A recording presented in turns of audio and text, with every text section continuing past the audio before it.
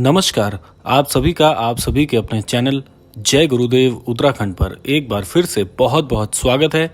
आशा करते हैं कि आप और आपके परिजन सभी स्वस्थ होंगे। इसी कामना के साथ बढ़ते हैं आज के अद्भुत क्रमांक की ओर। तो आज के क्रमांक में हम आपको बताएंगे कि श्री हनुमान जी को प्रसन्न करने के लिए 4 ऐसी चीजें जो कि आप सरलता से श्री हनुमान जी को समर्पित कर सकते हैं और ये 4 चीजों को चढ़ाने से श्री हनुमान जी बहुत शीघ्र अपने भक्तों पर प्रसन्न होते हैं।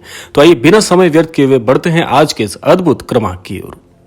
श्री हनुमान जी को कलयुग में चिरंजीवी माना जाता है और इस कलयुग में सबसे जल्दी प्रसन्न होने वाले देव भी श्री हनुमान जी हैं। लेकिन कई बार ऐसा होता है कि हमारा भाग्य हमारा पूर्ण रूप से साथ नहीं दे पाता, हमारी पूजा उस तरीके से प्रेषित नहीं हो पाती जिस तरीके से होनी चाहिए। तो आज के क्रमांक में 4 आपको ऐसी चीजें बताएंगे जो कि सरलता से आपको उपलब्ध हो जाएगी और इन 4 चीजों को चढ़ाने से श्री हनुमान जी की अद्भुत कृपा आपके जीवन पर बरसने लगेगी। तो आइए क्रमबद्ध तरीके से बात कर लेते हैं इन 4 चीजों के लिए।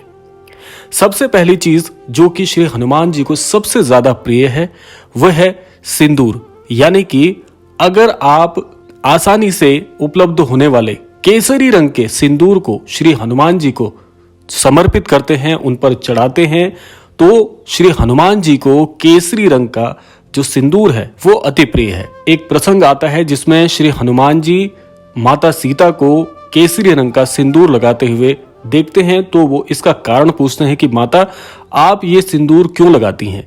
तो माता सीता उन्हें उत्तर देती हैं कि इससे श्री राम जी की आयु लंबी होगी, इसीलिए सिंदूर का उपयोग किया जाता है। तो इसीलिए श्री हनुमान जी को जब इस बात का पता चलता है कि उनके प्रभु की आयु इससे अगर लंबी होती है तो श्री हनुमान जी अपने पूरे शरीर पर केसरी रंग के सिंदूर को लगाते हैं और माता सीता से कहते हैं कि आप तो इतना सा सिंदूर लगाती हैं तो इससे श्री राम जी की आयु इतनी बढ़ती है, तो मैंने इसीलिए पूरे शरीर पर लगा दिया है, तो इससे श्री राम जी की आयु कितनी बढ़ जाएगी। ये प्रसंग तब से इतना प्रचलित है, तो आपने देखा भी होगा, इसीलिए श्री हनुमान जी पर आपने बहुत से लोगों को सिंदूर चढ़ाते हुए देखा होगा। तो इसीलिए श्री हनुमान जी को सबसे ज्यादा प्रिय केसरी रंग का सिंदूर है और ये आपको आसानी से बाजारों में उपलब्ध भी हो जाएगा। और इसके लिए आपको क्या करना है वह आप अब बड़े ध्यान से सुन लीजिएगा कि प्रत्येक मंगलवार जो भी अनन्य भक्त श्री हनुमान जी पर केसरी रंग का सिंदूर चढ़ाते हैं, ऐसी मान्यता है कि श्री हनुमान जी ऐसे भक्त पर अपनी विशेष दृष्टि रखते हैं और ऐसे अनन्य भक्त के जीवन में जितनी भी परेशानियां चल रही होती हैं, श्री हनुमान जी स्वयं उनका निवारण करते हैं। तो ये थी पहली वो चीज जो कि आपको करनी है। बड़ी सरलता से ये उपयोग आप कर सकते हैं और ये उपाय आपके लिए बड़ा लाभकारी होगा। अब बात करते हैं दूसरी उस चीज की जो कि श्री हनुमान जी को बहुत बहुत प्रिय है। अब दूसरी जो चीज है ये भी बड़ी आसानी से आपको बाजार में उपलब्ध हो जाएगी। दूसरी ये चीज है आपको जो श्री हनुमान जी को चढ़ानी है वह है लड्डू। यानी कि पीले रंग के लड्डू बाजार में बड़ी आसानी से उपलब्ध हो जाते हैं और जो भी अनन्य भक्त श्री हनुमान जी को मंगलवार के दिन लड्डुओं का भोग लगाते हैं, ऐसे अनन्य भक्त की सारी इच्छाओं को श्री हनुमान जी बड़ी आसानी से पूर्ण करते हैं। इसके लिए आपको क्या करना है, इसमें एक उपाय और भी है जो आप सरलता से कर सकते हैं। पीले रंग के लड्डुओं में आप बेसन का लड्डू चढ़ा सकते हैं, बूंदी का लड्डू चढ़ा सकते हैं, क्योंकि श्री हनुमान जी को लड्डुओं का भोग यदि लगाया जाता है तो श्री हनुमान जी को लड्डू अति प्रिय हैं। इसीलिए ऐसी मान्यता है कि जो भी अनन्य भक्त श्री हनुमान जी को लड्डुओं से भोग लगाते हैं, श्री हनुमान जी ऐसे भक्त पर शीघ्र ही प्रसन्न होते हैं और ऐसे भक्त की मनोकामना बहुत शीघ्र पूरी होती है। इसके अलावा आप इसके साथ एक उपाय मैं आपको और बता देता हूं। इसके साथ साथ श्री हनुमान जी को लाल रंग के फलों का भी भोग लगाया जाता है, जिनमें कि आप सेब ले सकते हैं, इसके अलावा संतरा आदि ले सकते हैं। ऐसे फलों का भी भोग श्री हनुमान जी को लगा सकते हैं। इसमें एक चीज और आप कर सकते हैं, सामर्थ्यवान है तो आप प्रतिदिन भी ये भोग लगा सकते हैं, फलों का भोग लगा सकते हैं, लड्डुओं का भोग लगा सकते हैं। साथ साथ में जो पहला वाला मैंने आपको उपाय बताया था वह भी, जो सिंदूर वाला उपाय था, वो भी आप यदि प्रतिदिन कर पाएं तो और भी अच्छी बात होगी, नहीं तो मंगलवार आप ये कर सकते हैं। तो ये 2 चीजें बहुत शीघ्र श्री हनुमान जी को प्रसन्न करती हैं। बात आती है तीसरी चीज वो जो आप श्री हनुमान जी को चढ़ाएंगे।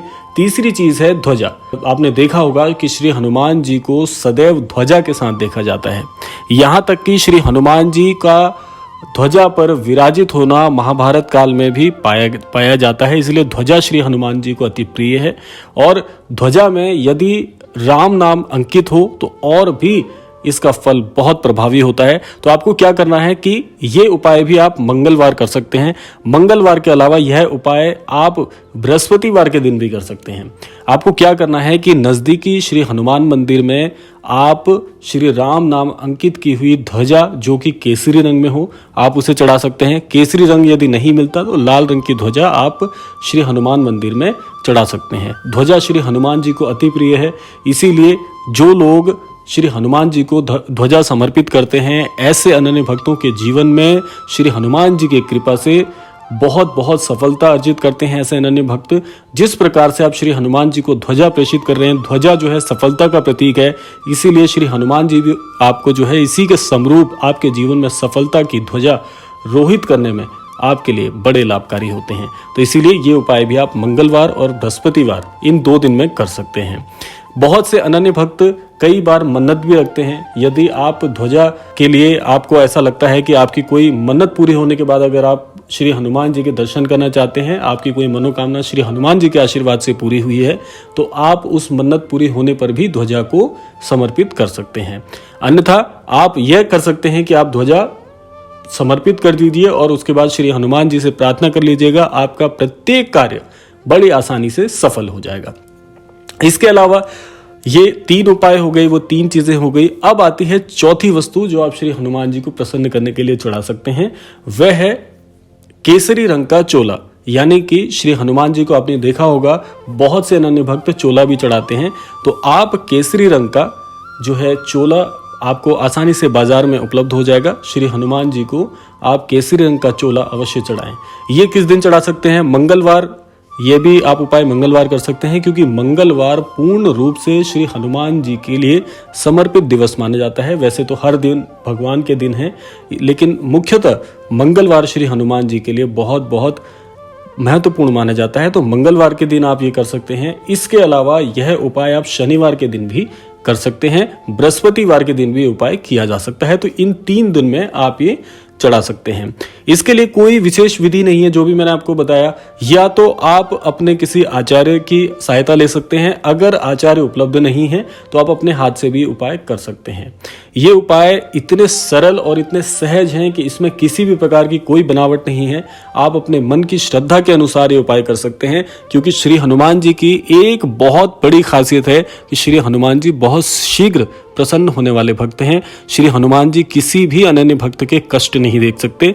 तो इसीलिए आप श्री हनुमान जी को प्रसन्न करने के लिए सरल से उपाय करके देखिएगा। बहुत बहुत सरल और सहज उपाय हैं। इसको किसी भी विशेष विधि के साथ करने की आवश्यकता नहीं है, आप स्वयं भी जाकर कर सकते हैं। और यदि आचार्य के दिशा निर्देश अनुसार आप करना चाहते हैं, जिसके साथ कोई पाठ आप जोड़ सकते हैं, तो वह भी कर सकते हैं। अन्यथा सबसे अच्छा मैं आपको तरीका बता दूं कि आप ये सामग्री ले जाकर अपने जो भी निकटतम हनुमान मंदिर है वहां पर जाकर अपने हाथों से अगर ये सब उपाय करते हैं तो इसका फल और ज्यादा प्रभावी होगा। इसमें यदि आप कुछ मंत्र आदि भी जोड़ना चाहते हैं तो मंत्र की बजाय श्री राम जी के नाम का जाप कर लीजिएगा, अन्यथा श्री हनुमान चालीसा का पाठ कर लीजिएगा सामग्री को चढ़ाने के पश्चात। उसके बाद आपको क्या करना है कि अपने घर के बड़े बुजुर्गों का, माता पिता का आशीर्वाद लेकर श्री हनुमान जी को नमन करना है। आपकी हर मनोकामना इन उपाय से बहुत सरलता से पूरी हो जाएगी।